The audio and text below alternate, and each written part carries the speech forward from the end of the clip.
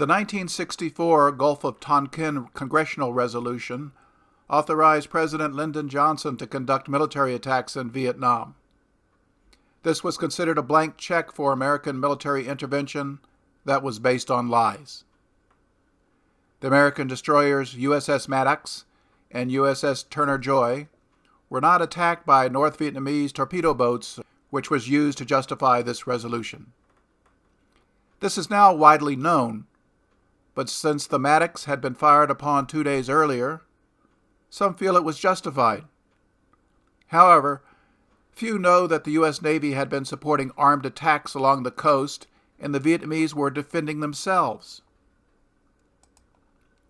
Events in the Gulf of Tonkin on the night of August 4th were debated for years, until the 2003 documentary Fog of War appeared, in which the Secretary of the Defense at that time, Robert McNamara, admitted the attack never happened. He stated that confused reports from confused sailors were to blame, as he explains in the video clip linked below.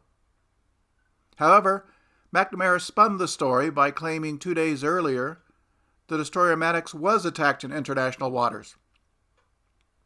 He stated that no retaliation was taken despite pressure from the Pentagon, so when reports of another attack appeared 2 days later on August 4th, President Johnson was forced to act.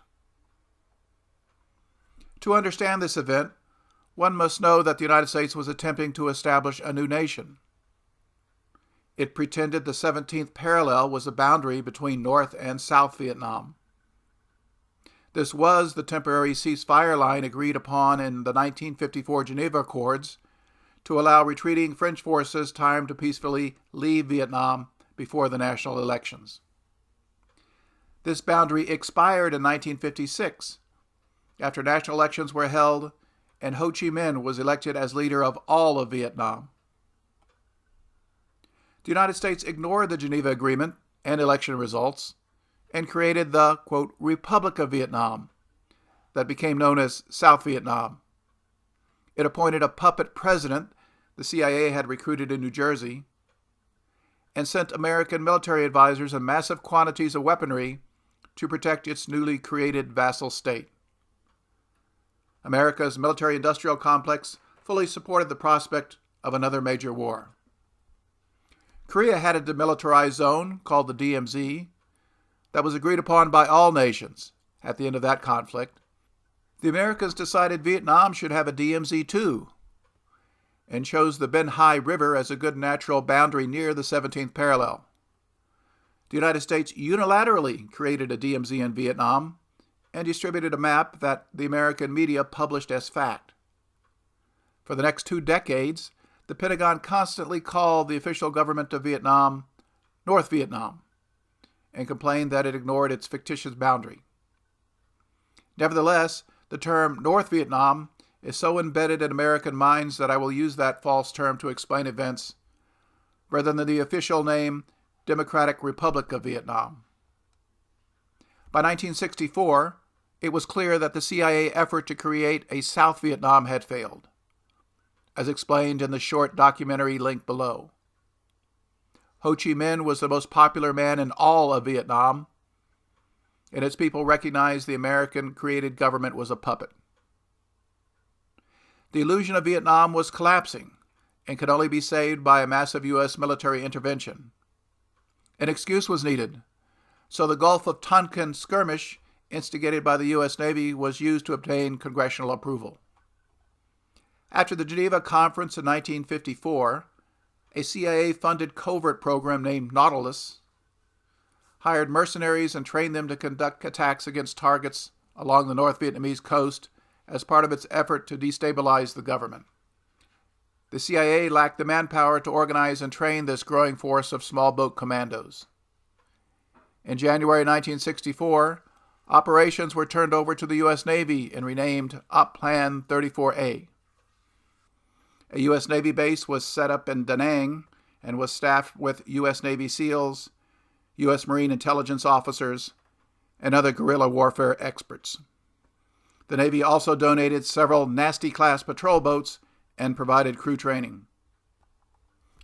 Starting in February 1964, U.S. Navy destroyers began provocative De Soto patrols along the coast of Vietnam, often venturing inside the internationally accepted 12-mile territorial limit to monitor Vietnamese communications and identify targets for Op Plan 34A attacks. These destroyers were specially equipped with a communications intercept van and 17 SIGINT specialists. On the night of 30 to 31 July 1964, the destroyer USS Maddox was snooping offshore in the Gulf of Tonkin when an A-34A attack was launched against a radar installation on Han Mi Island. At the same time, 2 other commando boats carried out a similar attacks on Han Yu Island, 25 miles to the south, as the Maddox observed. The Maddox returned to the same area on August 1st and was just 4 miles offshore when another 34A raid hit the island the next day. The Maddox fled as 3 North Vietnamese torpedo boats appeared and gave chase. As the faster torpedo boats slowly closed on the Maddox, she fired shots at them. The torpedo boats returned fire and launched torpedoes, which had little chance of hitting a fast destroyer from the stern. The Maddox fired over 280 3-inch and 5-inch shells at the boats. 4 U.S. Navy F-8 Crusader fighter bombers arrived and strafed the torpedo boats. 1 North Vietnamese bullet hit the Maddox, causing no casualties. 3 North Vietnamese torpedo boats were damaged. 4 North Vietnamese sailors were killed and 6 wounded. No American was harmed during this American attack on North Vietnam. 2 days later, a false report was sent to the president that the Vietnamese had fired on attacking American ships again. President Johnson suspected this report was false, yet he was seeking an excuse to attack Vietnam. When President Johnson asked during an August 4th meeting of the National Security Council, quote, "Do they want a war by attacking our ships in the middle of the Gulf of Tonkin?" CIA Director John McCone answered, quote, "No, the North Vietnamese are reacting defensively to our attacks on their offshore islands."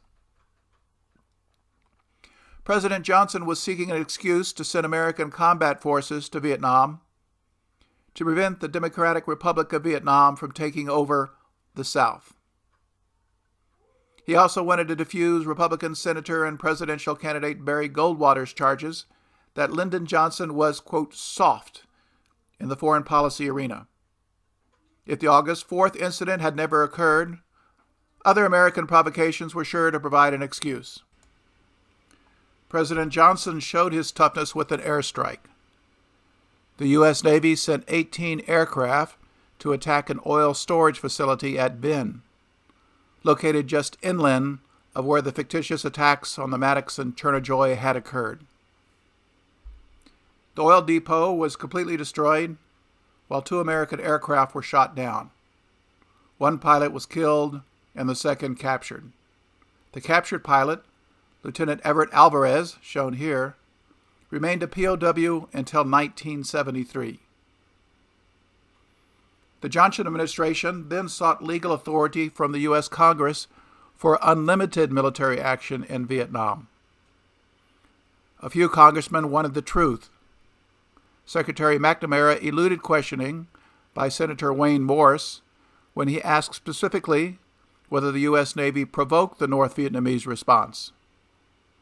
McNamara lied and said, quote, "Our Navy played absolutely no part in, was not associated with, or was not aware of any South Vietnamese actions, if there were any." Later that day, McNamara lied when he denied knowledge of the 34A attacks at a Pentagon news conference. When asked by a reporter if he knew of any attacks by boats from the South, he responded, quote, "No, none that I know of. They operate on their own. They are part of the South Vietnamese Navy, operating in the coastal waters, inspecting suspicious incoming junks, seeking to deter and prevent infiltration of both men and materiel." On August 7th, Congress approved the Gulf of Tonkin resolution that allowed President Johnson to, quote, take all necessary measures to repel any armed attack against the forces of the United States and to prevent further aggression. McNamara never admitted to his lies in The Fog of War. He bragged of his ability to deceive. Quote, I learned early on never to answer the question that is asked of you. Answer the question that you wish had been asked of you. And quite frankly, I follow that rule. It's a very good rule.